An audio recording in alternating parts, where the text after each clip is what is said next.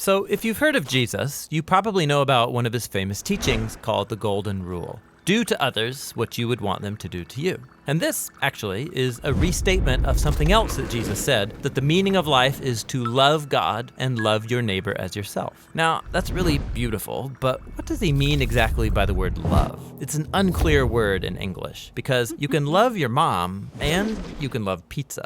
And if the word love means the same thing in both of those cases, your mom's gonna feel real bad.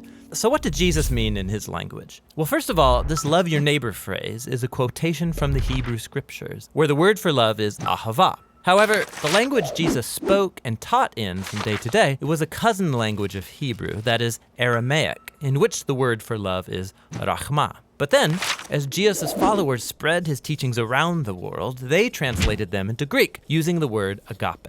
But here's what's fascinating. The earliest followers of Jesus, who wrote the books of the New Testament in Greek, they didn't learn the meaning of agape by looking it up in ancient dictionaries. Rather, they looked to the teachings of Jesus and the story of his life to redefine their very concept of love. So one time, Jesus was asked about the most important command in the Jewish scriptures. And he first quoted from the ancient prayer in the Torah called the Shema. Love the Lord your God with all of your heart. So love for God is the most important thing. But then Jesus quickly followed up by saying another command from the Torah was also the most important, to love your neighbor as yourself. So which is the most important, loving God or loving your neighbor? Jesus' answer is yes. To ask the question means you don't get his point. For Jesus, they are two sides of the same coin. Your love for God will be expressed by your love for people, and vice versa, they're inseparable.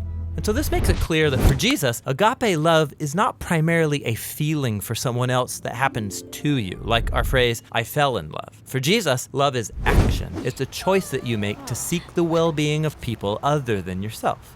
Jesus also went on to teach that genuine love for God and others means seeking people's well-being without expecting anything in return, especially from people who are in difficult situations, who can't repay you even if they wanted to. According to Jesus, this kind of generous love reflects the very heartbeat of God. And he took this even further. Jesus said that the ultimate standard of authentic love is how well you treat the person that you can't stand. Or in his words, you shall love your enemy and do good to them, expecting nothing in return.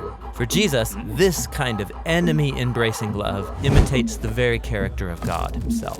Now, we wouldn't be talking about Jesus still today if he had only said things like love your enemy. This is how he actually lived. Jesus was constantly helping and serving the people around him in very practical and tangible ways. And he consistently moved towards poor and hurting people who couldn't benefit him in return. He showed love for the forgotten ones, the people who usually fall through the cracks. And when Jesus eventually marched into Jerusalem, he made himself an enemy of the leaders of his people by accusing them of hypocrisy and corruption. But then instead of attacking his enemies to overthrow them, he allowed them to kill him. Jesus died for the selfishness and corruption of his enemies because he loved them. After Easter morning, Jesus and then his followers claimed that it was the power of God's love for the world that was revealed in Jesus' life, death, and resurrection. As the Apostle Paul put it, God demonstrated his own agape for us in this: while we were still sinners, the Messiah died for us.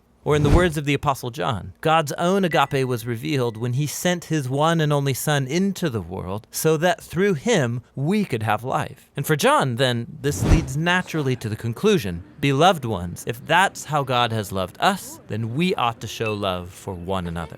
So Christian faith involves trusting that at the center of the universe is a being overflowing with love for his world, which means that the purpose of human existence is to receive this love that has come to us in Jesus and then to give it back out to others, creating an ecosystem of others-focused, self-giving love. And that's the New Testament meaning of agape love.